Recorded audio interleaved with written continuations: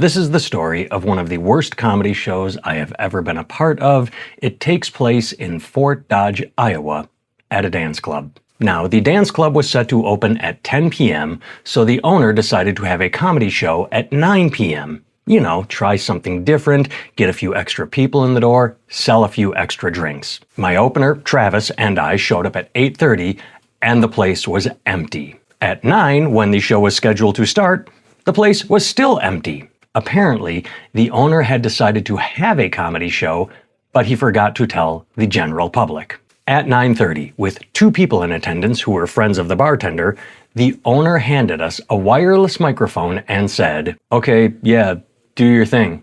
Here's where I point out there was no stage, no lighting, the house music was still playing, and the TVs were on. The owner? He went to play pool. I should clarify, he didn't leave to play pool. He had a pool table and just started playing pool right there. We had the bartender turn the music off, and Travis just started telling jokes to me, the bartender, and the bartender's 2 friends. Over the course of his set, around 40 people came in. But they weren't there for comedy, they were there to dance, so they just started talking among themselves, loudly.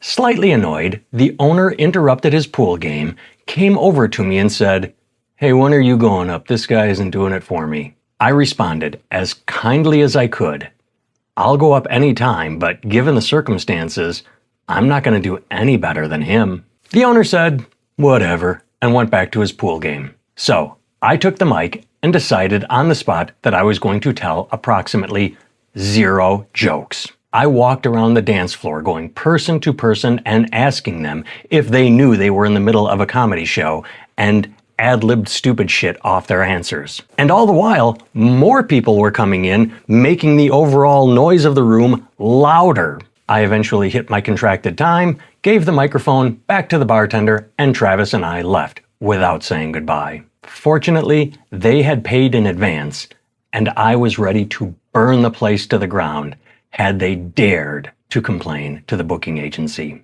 To this day, I don't know if it was a show, but it was mileage. It wasn't comedy, but it was work, and sometimes that's the job.